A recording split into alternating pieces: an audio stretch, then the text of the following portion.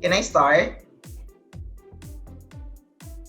So good afternoon, everyone. This is our first lesson for second quarter. For those who are asking kung bakit hindi tayo nakapag-klase last week, it is because wala pa tayong course sa Moodle natin. So this week, we'll start our first lesson.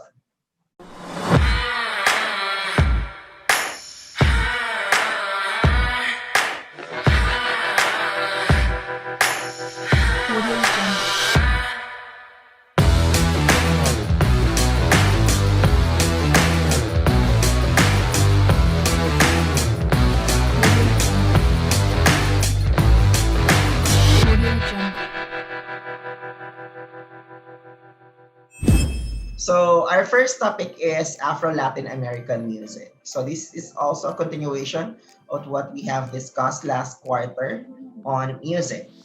So for this quarter, we're going to discuss Afro-Latin American and popular music, or popularly known as pop music. Okay, so for this lesson, you'll be provided with 4 learning tasks. Okay, starting with our learning task 1.1. So I'm going to show you kung paano gawin at tapusin ang learning task for this week.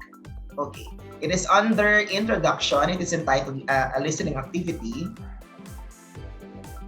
Okay, when you click on the link, it will proceed on this page.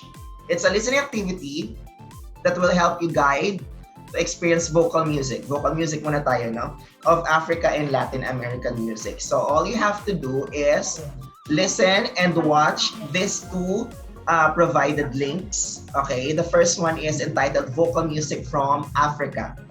Okay, this is 5 minutes lang. So after that, proceed with the next link. This one, Latin American musical styles na naman to.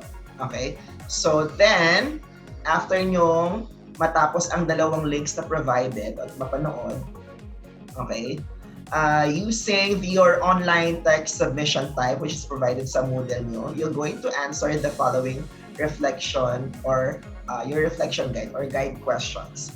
The first question is, how did you find the music? Or do you feel somehow relate to it? Okay, doon sa dalawang link. Then the second one, what is the difference between the 2 music? Okay, in terms of their vocal characteristics. Yun muna tayo bago tayo mag-instrumental. The third one, is this music familiar to you? And if yes, where did you first heard it? And last question, which do you prefer? Listening to African music or Latin American music? Okay, you justify nyo lang yung sagot nyo. Now, proceed with learning task 1.2. Okay. So for learning task 1.2, it's under development. This one, it's a quiz for Afro-Latin music. So it will be impossible for you to answer the following questions for your quiz without viewing your 3 provided PowerPoint presentations. So basahin at intindihin mo na before you proceed with your learning task 1.2. So ito yon, familiar na kayo dito. You'll just have to press or click this one, preview quiz na. Then you're going to have to start. Ma-identify dito kung ilang attempt na kayo nag-quiz, no? Pero hindi naman kasali yun. Okay. So when you click on the link, it will provide you this quiz navigation. So these are 12 questions. Okay, next page lang kapag tapos na yung tanong. Okay, this is just an example. This is your question number 1. Then after that, you'll just have to click this one, finish attempt. Tapos marirecord na siya, and you can also view kung ano ang score mo for that quiz. Okay? Yun nga lang, hindi na pwedeng ulitin ang quiz nyo, no? Okay. Let's continue. Let's now have learning task 1.3. This is under engagement, which is an improvised musical instrument. Okay. For this learning task, 1, medyo mahirap to, no? Make improvised African or Latin American instrument using, ito lang ang mga pwede nyo gamitin, no, to provide an improvised instrument. Dried vegetables, scraps of leather, bamboo woods, strips of roofing metal, tin cans, pebbles, and bottles, or etc. Or anything na makita nyo sa loob ng inyong bahay or within your surroundings para makagawa kayo ng improvise. Now, What's next? After nyo makagawa, using your phone or any gadget, record and create a rhythmic harmonic accompaniment for any songs. Using the improvised Africa. So, pipili ka muna ng kanta, tapos, using your the improvised instrument na ginawa mo, i-accompany mo lang yung napili mong kanta. Of course, I need recording, so that means kailangan ko kayong makitang ginagamit yung ginawa ninyong improvised instrument. Okay? Hanggang ang minimum natin? Minimum of 1 minute and maximum of 2 minutes. Okay? Sasabayan nyo lang yung napili nyong kanta gamit yung ginawa nyong improvised instrument. Okay. So, para magka-idea kayo, ito ang mga halimbawa ng mga improvised instrument na ang ginamit ay mga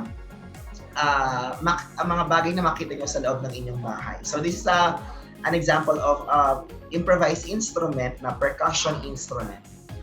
Okay? Kung gusto nyo ng maracas, using bottles from this one, plastic bottles, pwede kayong gumawa. Okay, these are just example. Okay, kung ayaw niyong gumawa ng mga kasing tulad dito, it's okay. It's up to you.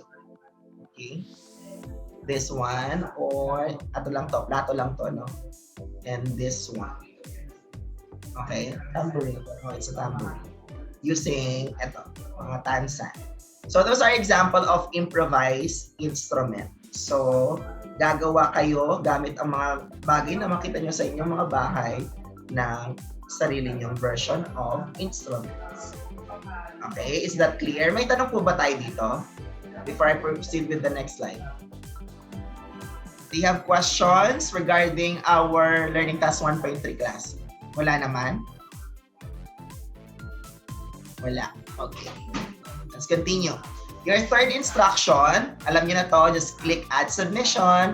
You're going to attach the file, yung video nyo, no?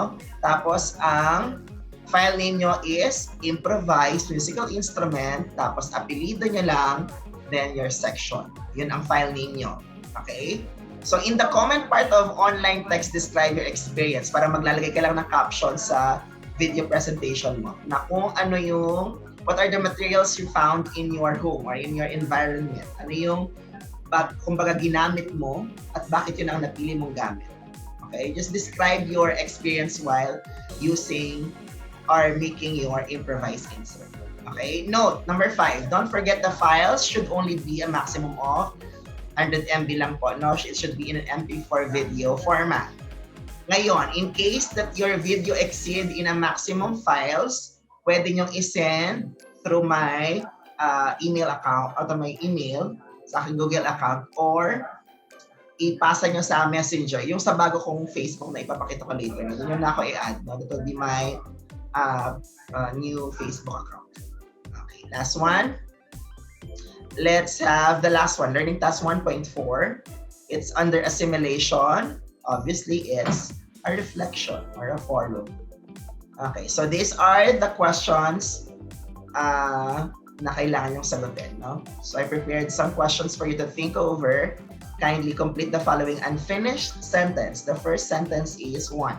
My understanding about the Afro-Latin American music is sulat. Number 2, I love listening to the Afro-Latin American music composition because justify your answer. And number 3, the reason why I really appreciate instrumental music from Afro-Latin American music because.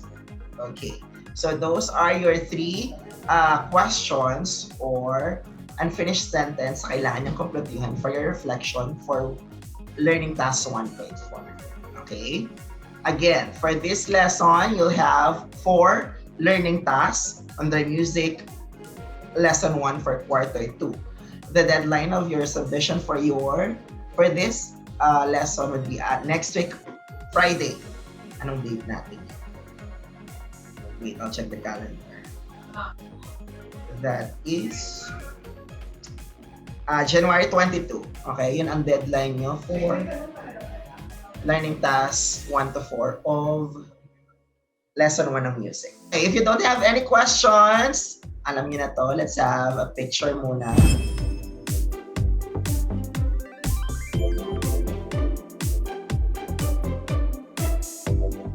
Okay. Sige na, bye-bye.